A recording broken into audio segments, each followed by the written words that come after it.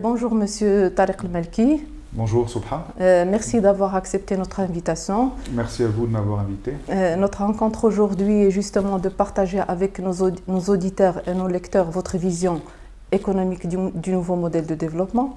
Je rappelle, Monsieur El-Malki, vous êtes directeur de l'ISCA de Rabat, vous êtes professeur universitaire et vous êtes membre au Centre marocain de conjoncture. Il y a quelques jours, vous avez publié votre livre intitulé « Le Maroc, quelle voie d'émergence », un livre de plus de 200 pages. Et là, je peux dire que votre livre intervient à un point nommé avec la désignation de la Commission par Sa Majesté pour se pencher sur le nouveau modèle de développement. Est-ce que justement la publication de votre livre en ces temps-ci, est-ce que pour permettre à cette commission de se pencher ou bien de l'utiliser comme un document de référence ou bien c'est juste un hasard du calendrier? Globalement, quelle est votre ambition en publiant ce livre?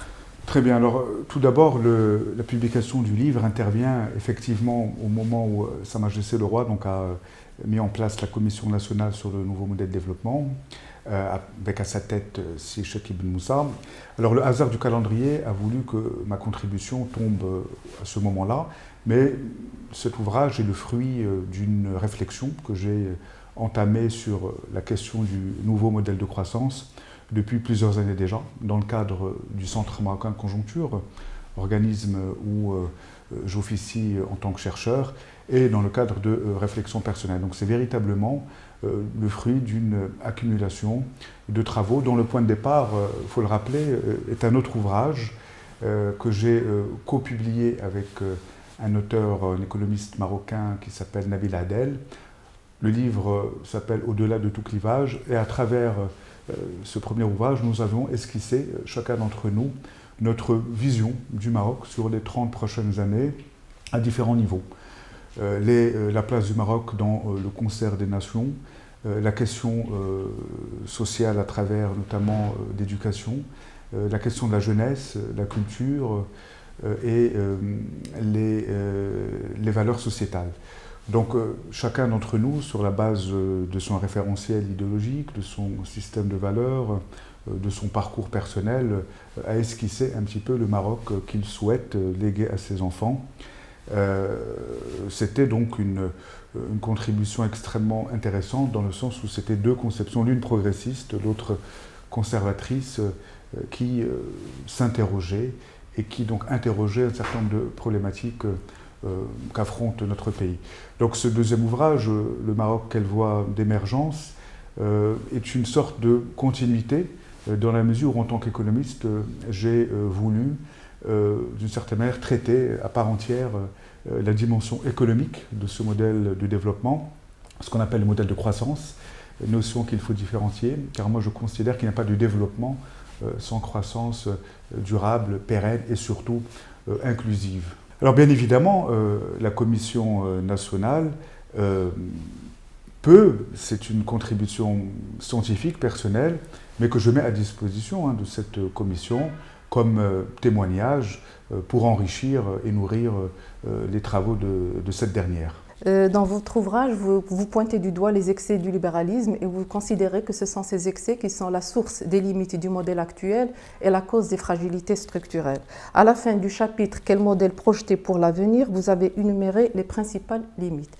Je vous cite « Essoufflement de la croissance, persistance des déficits publics, perte de compétitivité, insuffisance de l'emploi et faible inclusion, ce sont là autant d'éléments qui suscitent des interrogations quant aux capacités de renouvellement à l'avenir. » Fin de la citation. D'après vous, comment pouvons-nous envisager les scénarios de rupture pour contrecarrer ces limites et justement garantir une croissance, comme vous venez de le dire, durable, soutenue et inclusive? Je dis tout ça, moi, vous êtes sûr? Alors tout à fait, en fait, pour faire disons, esquisser un peu les trajectoires du possible pour notre économie sur les 20-25 prochaines années, donc c'est de la prospective, il faut faire un détour historique par rapport aux choix économiques qui ont été faits depuis l'indépendance. Donc très rapidement, moi je dirais que les modèles de croissance que le Maroc a choisis durant ces 30-40 dernières années se sont basés tout d'abord sur ce qu'on appelait au départ la politique d'import-substitution. Donc il était question dans les années 60-70 de construire des filières industrielles dans un certain nombre de secteurs d'activité et de substituer à l'importation donc une production locale avec comme impact d'augmenter la valeur ajoutée, d'accélérer donc le rythme de croissance, la création d'emplois, etc. Donc ça a été essayé dans les secteurs du textile, de l'industrie automobile. Rappelez-vous, donc, les années 60 ont vu la mise en place de la plupart des instruments de politique économique et monétaire du Maroc, la création de la Banque du Maroc, la création de la monnaie, la création de la CDG, de la SAMIR comme outil, comme instrument donc, économique. Donc tout cela a posé donc les jalons d'une véritable politique industrielle nationaliste souverainiste. Cette politique a été, on va dire, mise à mal par les programmes d'ajustement structurel, la crise de l'endettement, où le Maroc donc, a fait le choix, sous la pression donc, des institutions internationales, et avec tout ce que ça a eu comme impact défavorable sur les secteurs sociaux, l'éducation, la santé, dont nous payons d'ailleurs toujours le prix. Donc le Maroc a fait le choix de l'austérité budgétaire et surtout donc, de l'ouverture commerciale à tout vent. Et c'est là que les excès, on va dire, du libéralisme sont apparus dans la mesure où cette période était marquée par deux éléments phares. Donc le retrait total de l'État en tant que régulateur, en tant qu'agent arbitre, en tant que répartiteur des ressources. Et ma foi, donc le marché a été livré à lui-même dans le cadre d'une politique commerciale d'ouverture totale aux échanges internationaux. Donc c'est dans cette période où le Maroc a signé de nombreux accords de libre-échange. Est-ce qu'on doit comprendre par là que le Maroc, au cours de cette période, que l'État, au cours de cette période, n'a pas joué son rôle en tant que stratège et régulateur? L'État n'a pas joué son rôle de stratège, de régulateur. Il a laissé d'une certaine manière donc, le marché allouer de manière pseudo-optimale donc, les ressources matérielles et non matérielles. Alors que dans le même temps, et ça il faut le dire, l'État a quand même mis en place, avec bien sûr le secteur privé, un système d'économie rentière où des secteurs étaient donc protégés de la concurrence, alors que d'autres étaient, donc, ma foi, livrés donc, à la concurrence internationale sans protection aucune. Mais le plus important pour moi, c'est de voir que cette politique commerciale a été mal gérée, mal négociée. Nous avons signé des accords de libre-échange avec des puissances économiques beaucoup plus fortes que nous, alors que nous, dans le même temps, nous avons d'ailleurs toujours une base industrielle donc, extrêmement étroite, extrêmement peu, on va dire, productive et extrêmement peu diversifiée. Donc la libéralisation, oui, mais il y a donc un certain nombre, on va dire, de fondamentaux, un certain nombre de conditions que notre économie doit d'abord avoir avant, si vous voulez, donc d'ouvrir notre économie à la concurrence internationale, alors même que notre tissu industriel était et est toujours d'ailleurs dans une situation de fragilité structurelle. C'est pour ça que les choix que le Maroc a fait, l'ouverture, le libéralisme, l'économie de marché, ce n'est pas des choix mauvais en soi, mais il y a, si vous voulez, un certain nombre de prérequis à faire prévaloir avant que nous nous engagions sur cette voie. Et le meilleur exemple, c'est les pays d'Asie de l'Est, qui, avant de s'ouvrir à la concurrence internationale, avant de devenir des puissances exportatrices, ont mis d'abord, dans les années 60-70, des politiques de protectionnisme extrêmement fortes. Ils ont bâti des industries locales dans des secteurs d'activité qu'ils ont eux-mêmes prédéfinis. C'est pour ça que le rôle de l'État développeur, le rôle de l'État stratège est extrêmement important. Et une fois que leur tissu économique était suffisamment fort, solide, compétitif, ils se sont ouverts petit à petit aux échanges internationaux, aux investissements étrangers, mais de manière, si vous voulez, intelligente. C'est pour ça que là, j'en appelle d'une certaine manière à une refonte totale du rôle de l'État qui doit changer, modifier ses rôles et pratiquer ce que j'appelle de l'interventionnisme intelligent. Est-ce qu'il est concevable que tous ces accords de libre-échange signés par le Maroc ne réussissent pas? Parce qu'en passant en revue les accords de libre-échange, on trouve que le Maroc est déficitaire en faveur des pays partenaires. Moi, je considère que c'est pas le problème des accords de libre-échange, c'est un prétexte pour ne pas nous poser des questions de fond. C'est quoi le problème de l'économie marocaine? C'est que d'abord, le modèle de croissance qui a prévalu depuis une vingtaine d'années est un modèle basé sur les composantes de la demande intérieure, sur le marché intérieur, et ça ne peut pas durer dans la mesure où le marché intérieur est extrêmement étroit, où les revenus au Maroc, même s'ils ont fortement augmenté durant la décennie 2000, ont tendance, si vous voulez, à stagner. Donc on ne peut pas baser une politique ou un modèle de croissance uniquement sur la demande intérieure. Dans les décennies qui viennent, si véritablement nous voulons sauter un palier de croissance sur le plan quantitatif et sur le plan qualitatif, la composante demande externe, si vous voulez, doit se renforcer de manière substantielle. Alors que ce n'est pas le cas. Vous citiez ces pays, moi je peux vous dire que les échanges commerciaux sont déficitaires avec à peu près tous les blocs. Avec l'Union européenne, nous avons un déficit commercial de plus de 100 milliards de dirhams. Avec la Turquie, c'est 16 milliards de dirhams. Avec les États-Unis, c'est 25 milliards de dirhams. Avec l'Asie, c'est 60 milliards de dirhams, alors que nous n'avons pas d'accord de libre-échange avec les pays asiatiques. Donc ce n'est pas un problème. Un accord de libre-échange est un traité. C'est un simple outil, un instrument d'accompagnement d'une politique commerciale qui peut être modifié à tout moment. Justement, voilà la réalité telle que vous la décrivez. Nous avons des problèmes structurels. Oui, et aujourd'hui, les opérateurs économiques, les pouvoirs publics, tout le monde appelle à une refonte des accords de libre-échange. Comment peut-on envisager cette réforme, sachant que la réalité est ce qu'elle est? Non, ce qu'il faut qu'on revisite, d'abord, c'est notre politique industrielle. L'enjeu de ce nouveau modèle de croissance que nous appelons de nos voeux doit viser un double objectif. C'est d'abord réussir la mutation, la transformation structurelle de notre économie à travers ce qu'on appelle la diversification productive. Et le deuxième niveau d'analyse, c'est permettre à notre économie, pour passer donc du seuil de l'émergence, de ce qu'on appelle le stade de l'accumulation intensive des facteurs de production, le travail et le capital, vers une utilisation beaucoup plus efficiente et rationnelle de ces facteurs de production. Et ça passe par un renforcement de la productivité. Donc il y a deux éléments sur lesquels il faut travailler, la diversification productive et l'innovation, et l'amélioration de la productivité. Et cela, ça passe par quoi? Ça passe justement par la mise en place d'une offre de production beaucoup plus sophistiquée, à plus forte valeur ajoutée.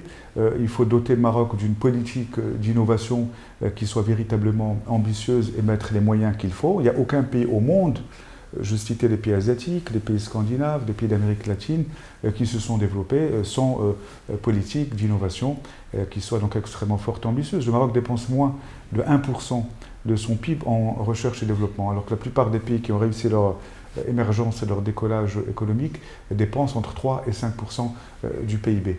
Donc pour moi, le problème numéro un, c'est la compétitivité à l'export, et ça on peut la mesurer à travers différents niveaux. Les parts de marché du Maroc au niveau des marchés internationaux restent faibles, 0,15%. Nous exportons moins de 4000 produits annuellement. Les accords de libre-échange sont déficitaires.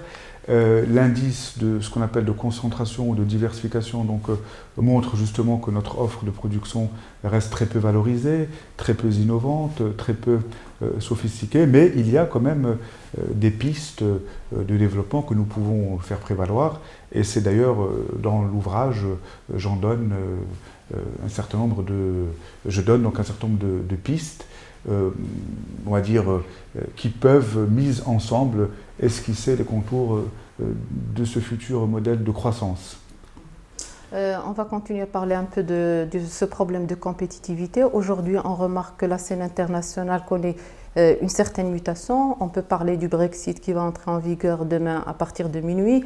Il y a l'accord commercial signé récemment le 19 janvier entre les États-Unis et la Chine. Comment le Maroc peut-il se positionner sur cette scène internationale et quelles sont les opportunités à saisir pour le Maroc? Donc vous avez raison de souligner que le Maroc évolue dans un contexte régional et international extrêmement mouvant, incertain, voire même dangereux. On voit ce qui se passe chez nos voisins maghrébins, l'Algérie, la Tunisie, la Libye, donc les incertitudes politiques qui y règnent, avec tous les risques de débordement que ça peut avoir pour notre pays. L'Union européenne, bien évidemment, donc, est mise à mal par le Brexit. Il y a les tensions entre les États-Unis et l'Iran. Donc, tout cela constitue donc un certain nombre d'enjeux géopolitiques, géostratégiques qui auront donc bien évidemment un impact sur on va dire les facteurs ou les performances de croissance du Maroc. Alors, comment faire pour tirer profit de cela? Moi, je citerai, si vous voulez, 3-4 grands éléments. Sur le plan des politiques sectorielles, le Maroc a développé depuis un certain nombre d'années, même s'il y a des limites, une politique industrielle qui vise, on va dire, le développement de plusieurs filières dans ce qu'on appelle les métiers mondiaux du Maroc, l'automobile, l'aéronautique. Donc là, tout l'enjeu pour le Maroc, et il a commencé à le faire avec succès, c'est de capter une partie de ce qu'on appelle des chaînes de valeur mondiales qui sont de plus en plus fragmentées.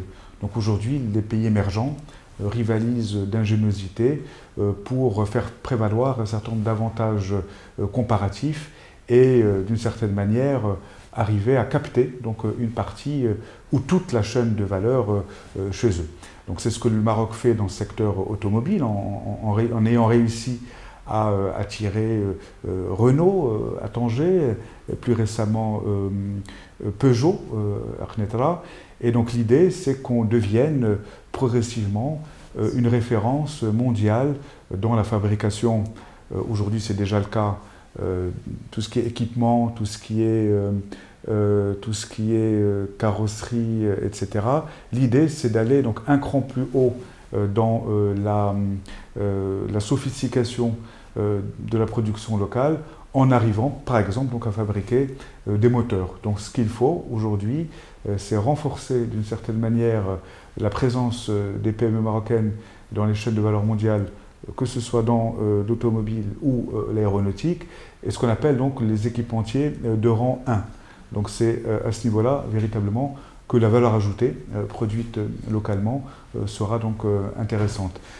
En marge, si vous voulez, de ces secteurs que le Maroc veut promouvoir, il y a d'autres secteurs, notamment l'économie numérique, où là aussi nous avons donc un certain nombre, même s'il y a aussi, on va dire, des écueils que nous devons surmonter, une fracture numérique, des problèmes en matière d'infrastructure numérique, tout ce qui est débit, tout ce qui est infrastructure à haut débit, mais le Maroc peut véritablement se positionner comme un producteur de contenu en open data, en intelligence artificielle, et créer une véritable filière qui demain pourra contribuer à plus que 5% du PIB et créer des dizaines de milliers d'emplois par an. Les énergies renouvelables, c'est pareil. Demain, le Maroc peut devenir un producteur, d'ailleurs sur la base du plan d'énergie renouvelable qui se développe depuis quelques années, nous pouvons devenir un producteur d'énergie solaire et d'énergie éolienne, un producteur, un fabricant de composants de panneaux photovoltaïques ou d'éoliennes, comme l'a fait donc la Chine. Et là, ce secteur peut aussi jouer un rôle majeur dans notre PIB dans les années qui viennent, avec un impact sur la création d'emplois. Il y a les industries culturelles, il y a l'économie de la mer. Le Maroc, malheureusement, alors que nous avons deux façades, Atlantique et méditerranéenne, nous tournons le dos à la mer, alors qu'il y a tout un gisement de croissance et d'opportunités que nous pouvons développer donc, à travers l'économie bleue, l'économie de la mer. Et sur le plan outillage, si j'ose dire, le prolongement naturel, pour nous, c'est l'Afrique. Nous avons de plus en plus, au-delà des relations historiques, culturelles, avec de nombreux pays africains, d'Afrique de l'Ouest notamment, tout l'enjeu pour nous, c'est véritablement donc de trouver une sorte de pérenniser cette relation win-win avec l'Afrique de l'Ouest, à travers notamment l'intégration du Maroc dans la CEDEAO, à travers l'intégration du Maroc dans la ZLECA, et le Maroc, fort de son savoir-faire, dans plusieurs secteurs, les BTP, la banque, les télécoms, Et l'Afrique, forte de ses ressources naturelles, de sa classe moyenne en pleine expansion, de sa jeunesse, il faut savoir que l'Afrique est l'un des continents qui fait le taux de croissance le plus élevé au monde, plus que 5% depuis 10 ans. Donc moi je pense qu'il faut progressivement, tout en ne tournant pas le dos à nos partenaires traditionnels, notamment l'Union européenne, arriver à une sorte de commerce triangulaire entre l'Union européenne, le Maroc et l'Afrique. C'est là qu'il y a véritablement des partenariats win-win à faire prévaloir. Et la Chine aussi. Pour faire court, partant de tous ces constats et ces réalités, quel modèle de développement pouvons-nous envisager pour le Maroc si l'on en prend en considération qu'il s'est engagé dans le processus d'industrialisation depuis plus de 5 ans et que, valeur aujourd'hui, sa croissance, elle reste dépendante de l'agriculture et des aléas climatiques. Et de quel pays pouvons-nous nous inspirer, si je peux poser la question ainsi? Il faut nous inspirer, mais il ne faut pas reproduire et dupliquer des modèles. Le Maroc a ses propres spécificités, ses propres atouts, sa propre culture, sa propre profondeur historique, son positionnement géographique et géopolitique qui diffère d'un pays à l'autre. Donc on peut s'inspirer de ce qui a été fait dans les pays asiatiques, notamment le rôle de l'État. Moi je considère que le pivot de ce modèle de croissance, c'est deux choses. La refonte totale du rôle de l'État, qui doit d'une certaine manière transformer ses rôles. L'État marocain doit devenir beaucoup plus stratège, beaucoup plus pratiquer ce que j'appellerais donc un interventionnisme intelligent, un État développeur, planifié, développer des filières, allouer les moyens, donc en mettant en place donc un certain nombre d'instruments institutionnels, notamment, moi j'en appelle à la création d'une agence de planification et de coordination des politiques publiques, un peu dans ce qui a été fait dans les pays asiatiques. Donc nous inspirer des pays asiatiques pour la refonte du modèle la refonte des rôles de l'État. La Turquie, on peut s'en inspirer par rapport donc au rôle que doit jouer le secteur privé. Moi je considère que l'un des écueils majeurs, c'est le secteur privé marocain qui n'assume pas ses responsabilités, qui ne joue pas son rôle, qui ne prend pas les risques qu'il faut et qui a évolué malheureusement sous la tutelle de l'État, et ça a donné donc malheureusement donc une économie à caractère rentier. Donc le secteur privé doit modifier profondément son mindset, sa mentalité, devenir un secteur privé beaucoup plus entreprenant, beaucoup plus innovant, beaucoup plus dynamique. L'État doit modifier également donc ses rôles, et la régionalisation avancée doit également être un vecteur, on va dire, d'expansion de ce modèle de croissance qui doit avoir un caractère régional. Donc pour faire court, il y a 4 composantes, si vous voulez, à prendre en considération. Les politiques économiques, donc une refonte totale de la fiscalité sur la base de ce qui a été décidé au niveau des assises de la fiscalité. Et ça, c'est très important qu'on ait une fiscalité juste, une fiscalité qui soutient la compétitivité des entreprises et le pouvoir d'achat des ménages, une politique budgétaire audacieuse et intelligente en utilisant des nouveaux instruments de financement, des partenariats publics-privés. Le deuxième bloc, c'est ce que j'ai dit, les politiques industrielles en mettant l'emphase sur les secteurs où le Maroc a une forte valeur ajoutée et qui favorise son intégration dans les chaînes de valeur, l'aéronautique, l'industrie automobile et les autres secteurs que j'ai cités. Le troisième niveau, c'est l'environnement des affaires. Là, il y a également donc un effort à faire au niveau de l'assainissement et la sécurisation de notre environnement des affaires à travers le fait que l'État doit assumer ses responsabilités d'État régulateur, un État qui fait la loi et qui l'applique de manière impartiale.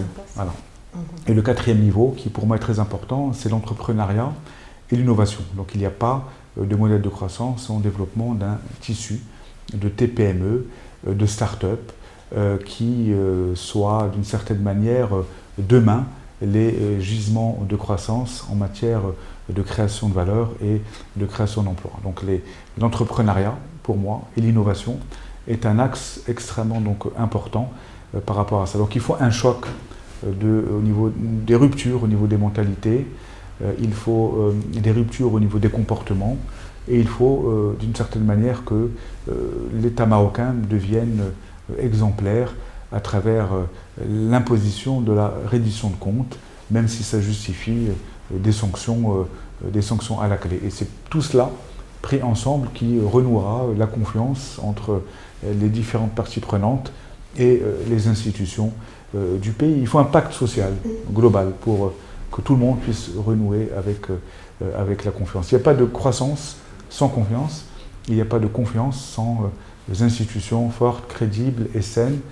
Et il n'y a pas tout cela sans bonne gouvernance. Justement, cette confiance ne cesse de s'altérer. On a vu récemment le rapport MIPA qui a encore mis en exergue cette défiance des citoyens envers la les culture de institutions. l'exemplarité et de la reddition de comptes, la lutte contre l'impunité, contre la prédation économique, contre la gabegie et la promotion de la méritocratie, l'allocation des ressources de manière optimale, chacun selon son mérite, l'impartialité, la fixation de règles du jeu qui soient les mêmes pour tout le monde, la lutte implacable contre l'économie de la rente, tout cela pris ensemble, même si c'est compliqué, mais en tout cas c'est une direction qu'il faut prendre. Moi je pense qu'il y a une prise de conscience qu'il faut aller vers ce chemin-là. Nous n'avons plus le choix, nous avons déjà perdu beaucoup de temps, donc moi je pense qu'aujourd'hui tous les acteurs concernés sont d'une certaine mesure extrêmement convaincus qu'il faut que le Maroc opère un certain nombre de ruptures pour véritablement renouer avec l'émergence et atteindre des seuils de croissance de l'ordre de 6 à 7% progressivement.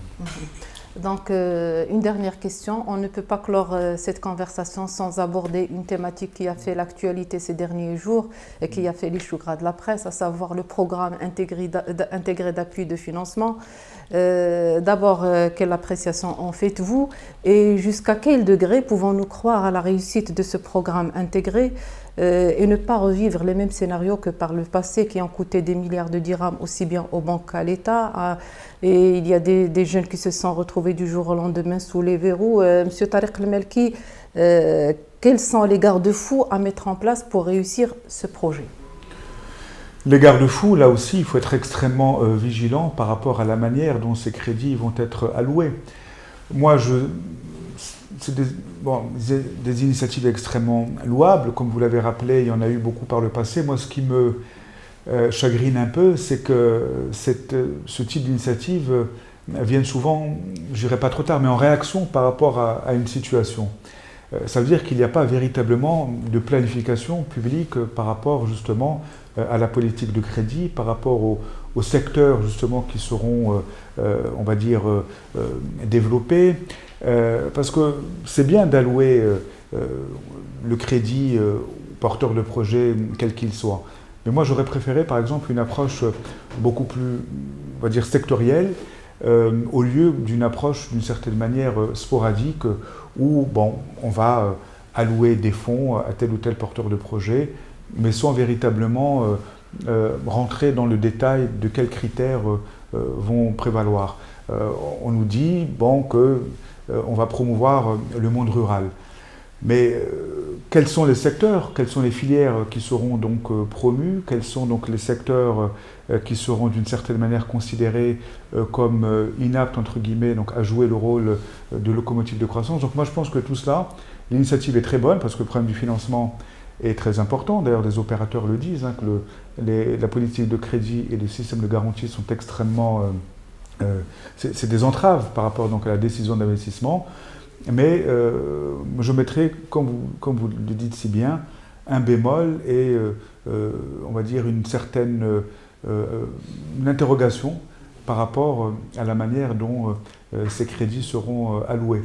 Et le meilleur exemple, ou le meilleur, d'une certaine manière, test par rapport à cela, il va falloir donc attendre le meilleur indicateur du succès de ces politiques, c'est le taux de survie des créations d'entreprises, des TPE, au-delà donc de 5 ans.